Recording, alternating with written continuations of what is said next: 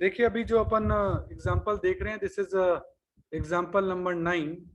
ये basically sublease का question है। तो इसमें ऐसे क्वेश्चन में जो टेबल बनती है वो दो बनती है। एक तो बनती है मेन लीज जो ए और बी के बीच में, और एक बनती है सबलीज। अब ये क्या है इनको समझने की जरूरत है अपन को। On 1 January 2012 A to K land bearing coal on lease for a royalty और ₹10। 10 रुपए के हिसाब से रॉयल्टी पे करनी है with A minimum rent of 15,000। तो मिनिमम रेंट जो है वो 15,000 है। लेकिन आप देखेंगे कि यहाँ रेंट 15,000 नहीं लिखा गया है। रीजन ये है कि आपको जो आउटपुट दे रखा है वो 6 महीने के डेट का दे रखा है। चेक करो, वो 6 मंथ के इंटरवल का दे रखा है। तो इसका मतलब 15,000 रुपये रेंट नहीं लेना है, 7,500 रुपये लेना है, क्योंकि 6 महीने का रेंट लेना है उस हिसाब से। तो मतलब क्वेश्चन में छोटी छोटी सी ट्रिक डाल देते हैं। अच्छा, इसके बाद कहा है he sublease the portion of land on 1 July to B. उसने दे दी बी को, तो एक सबलीज और बनेगी। और उसने जो रॉयल्टी दी है वो कितने पे दी है? 20 पर दी है, with A minimum rent of 10,000 पर हाफ ईयर। अब क्या ये हाफ ईयर क्या ही है, तो इसलिए अब क्या आपको मिनिमम रेंट जो है 10,000 ही लिखना है, क्योंकि इसने हाफ ईयर क्या ही दिया है। अब क्या आधा मत कर देना। Under the agreement A could रिक्यूब short working through out the term of the lease through out the term of the lease, यानी जब तक लीज चलेगी वो तब तक रिक्यूब कर सकता है। यानी ऐसी कंडीशन में आपको अनरिक्यूब तो करना ही नहीं है।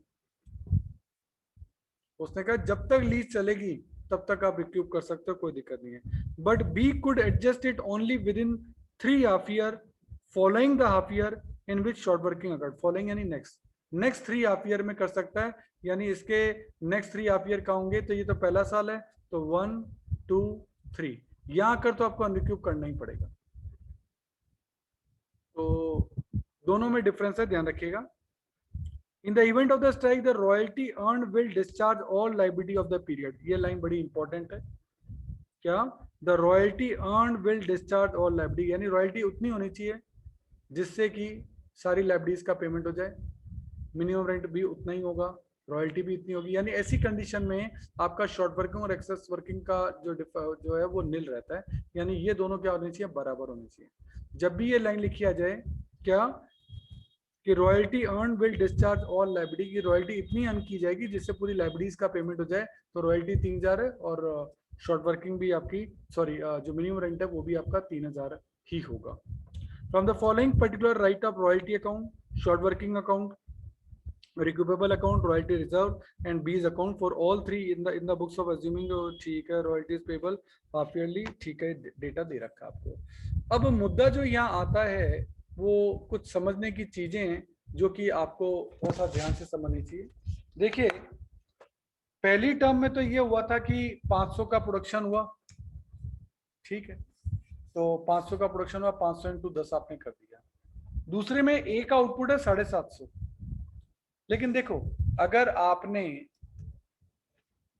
ए को मान लो यूज करने के लिए दी है और ए ने बी को यूज करने के लिए दे दी, ए ने प्रोडक्शन किया 750 का और इसने किया 250 का, तो आपकी माइंड से तो कुल मिलाकर 1,000 टन निकल गया ना। आपकी माइंड से तो 1,000 टन निकल गया। अब आप ए को कहो भैया रॉयल्टी दो, ए कहेगा मैं तो 750 निकाला है, तो आप कहोगे भैया बी ने भी तो 250 निकाला है, उसने जो निकाला है वो तो मैं तेरा ही मानूंगा, तो तूने ही उसको आगे दी है। मेरी माइंड से कुल मिलाकर 1,000 टन कोयला निकला है, आपने 750 निकाला, तो इसका ये थोड़ा आप 750 पर रॉयल्टी दे दोगे। मेरी माइंड से 1,000 टन कोयला निकला है तो मैं 1,000 पे ही रॉयल्टी लूंगा। इसीलिए ए और बी दोनों को जोड़कर ही आपको रॉयल्टी निकालनी है। इसलिए देखो मैंने ए प्लस बी लिखा है।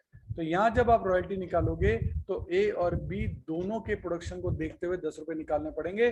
तो ए का प्रोडक्शन है 750, बी का है 250, टोटल हो गया 1,000। 1,000 इंटू 10 करोगे तो 10,000 आएगा। ये रॉयल्टी के कैलकुलेशन आपको सबलीज में अच्छे से आनी चाहिए। ये जो कैलकुलेशन है ये मेन लीज टेबल में, अभी सब लीज की टेबल अपन ने नहीं बनाई है।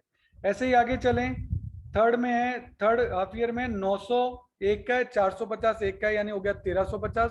1350 इंटू 10 13,500। नेक्स्ट में है 450 प्लस 500 950, 950 इंटू 10 9,500। नेक्स्ट है 750 प्लस 150 900 900 इंटू 10 कितना हो गया 9000।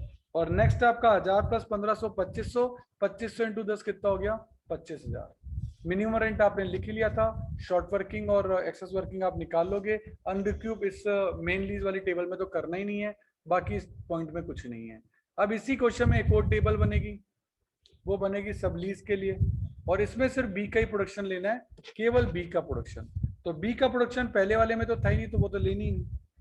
250 टन था, तो 250 टन इंटू 20, तो ये हो गया 5000। फिर था 450, 450 इंटू 20 9000। फिर था 500, 500 इंटू 20 10,000।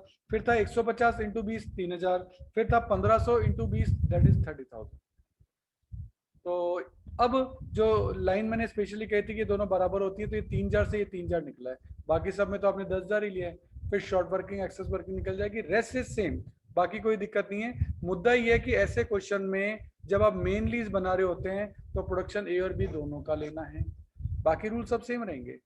और जब सब लीज बनेगी तो फिर आपका प्रोडक्शन जो लेना है वो सिर्फ बी का लेना है। ये इस रूल का आप ध्यान रखते हुए क्वेश्चन करेंगे तो आपको कोई दिक्कत नहीं आएगी। देखिए एक देखिए आप एग्जांपल नंबर 6, इसमें भी मिनिमम रेंट बड़ा स्पेशल तरीके से निकला है। A mica mine of 250 acre of land was leased to Jagdish on 1st October at a royalty of ₹4 per ton on all mica dispatches. Minimum rent was fixed at 16 per acre per annum. ठीक है, up to the commencement of dispatch, जब तक माल dispatch होना चालू ना हो तब तक तो 16 रुपये है। तो मिनिमम रेंट 16 रुपये पर एकड़ है, और एकड़ जो आपके हैं वो हैं आपके 250 पहली लाइन में लिखा है, तो कुल मिला के रेंट होना चाहिए 4000। लेकिन लीज पे दिया ही 1 अक्टूबर को है, और ईयर जो है वो 31 दिसंबर को क्लोज हो रहा है, ऐसा क्वेश्चन की लास्ट लाइन में लिखा है। तो 1 अक्टूबर से 31 दिसंबर तो आपके 3 ही महीने हुए, 4000 तो साल भर का है, तो 3 महीने का कितना होगा 1000। इसीलिए पहले साल का जो मिनिमम रेंट आएगा वो आपका आएगा 1000। प्रोडक्शन जो चालू हुआ वो नेक्स्ट ईयर 2011 से चालू हुआ, वो भी 1 जुलाई से, यानी पहले 6 महीने तक तो उसमें भी नहीं था। तो हम ये जानते हैं कि जब तक प्रोडक्शन चालू नहीं होगा तब तक किराया 4000 साल का रहेगा, तो पहले 6 महीने तक तो प्रोडक्शन अभी भी चालू नहीं हुआ, तो इस कंडीशन में 4000, ये 12 महीने का है तो 6 महीने का कितना होगा 2000। फिर 1 जुलाई से प्रोडक्शन चालू हो गया, और प्रोडक्शन जब चालू हो जाएगा उसके बाद फर्स्ट पैराग्राफ में लिखा है कि आफ्टर द डिस्पैच 40 रुपये पर एकड़। तो अब पहले 16 रुपये था ना ये, अब ये हो गया 40 रुपये पर एकड़। पहले ये 16 था, अब ये हो गया 40 रुपये पर एकड़। एकड़ है आपके 250, तो अब आपका किराया हो गया 10,000 पर एनम। पर ये तो साल का, आपको तो 1 जुलाई से 31 दिसंबर लेना है, तो 10,000 तो साल का है, 12 महीने का, तो 6 महीने का कितना होगा 5000। इस तरीके से 2011 में दो तरीके हो गए, एक ये 2000 लेना है, एक ये 5000 लेना है। इसलिए 2011 का मिनिमम रेंट आपका सेट हुआ 7000 रुपये, क्योंकि उसमें 6 महीने ये वाले थे, 6 महीने ये वाले थे। 2012 से कोई दिक्कत नहीं, उसके बाद तो 10,000 रुपये पर एनम है, तो 10,000 ही चलेगा। 2013 में 10,000 चलेगा, 2014 में 10,000 चलेगा। मुद्दा जो है ना वो 2011 है। 2011 में दोनों टर्म चल रही है, एक बार प्रोडक्शन चालू नहीं हुआ था तो येलो पार्ट वाला है, और अब जब प्रोडक्शन चालू हो गया तो आपका ग्रीन पार्ट वाला है। तो देखिए एग्जाम्पल नंबर 12 देख रहे हैं। एग्जाम्पल नंबर 12 में क्या चीजें आपको दे रखी है।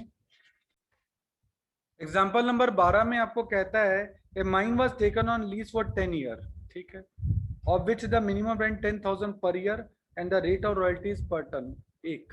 तो ये 10,000 रुपए की तो मिनिमम रेंट है, और रॉयल्टी है 1 रुपया पर टन, तो जितना प्रोडक्शन करोगे। The short working could be रिक्यूब्ड over the first 3 year of the lease. Of the lease, ये लाइन को अंडरलाइन करो, ये बहुत इंपॉर्टेंट लाइन है। इसका मतलब लीज के पहले 3 साल में ही रिक्रूटमेंट का राइट है, बस यहीं तक रिक्रूटमेंट का राइट है। उसके बाद आपका बैलेंस यहाँ नील आना चाहिए, balance of short working of the lease, यानी लीज के 3 साल। इन्होंने ये नहीं कहा शॉर्ट वर्किंग जब हो उसके अगले 3 साल, फर्स्ट 3 ईयर, नेक्स्ट 3 ईयर। इन्होंने कह दिया लीज के 3 साल में ही बस जितनी शॉर्ट वर्किंग आप रिक्यूब कर सकते हो कर लो, उसके बाद चाहे शॉर्ट वर्किंग हो, हमें उससे कोई मतलब नहीं है। आपको यहीं तक शॉर्ट वर्किंग ले जाने का राइट होगा, उसके बाद बैलेंस यहाँ नील करना पड़ेगा। यहाँ जो है तीसरे साल में ऑफ द लीज लिखा हुआ आ जाए तो यहाँ बैलेंस नील होना चाहिए, इस बात को ध्यान रखते हुए करना पड़ेगा। तो ये लाइन बहुत इंपॉर्टेंट है, ध्यान रखिएगा। It was also decided to make provision equivalent to the amount of short working के बाद की बातें हैं। ईयर आपको दे रखे हैं 1 से 4, यानी क्वेश्चन 1 से 4 ही पूछा है, 10 साल का नहीं पूछा। रॉयल्टी 1 रुपए के हिसाब से सबको 1 रुपए से मल्टीप्लाई कर दो, ये रॉयल्टी निकल जाएगी। मिनिमम रेंट आपने निकाल ही लिया। शॉर्ट वर्किंग आ गई 4 माइनस 10 6, 8 माइनस 10 माइनस 2, फिर आपका एक्सेस वर्किंग आ गया। ठीक है, शॉर्ट वर्किंग यहाँ 6 है, यहाँ 2 और हो गई तो टोटल हो गई 8। यहाँ 5 का एक्सेस वर्किंग है तो 5 तो रिक्यूब हो सकती है।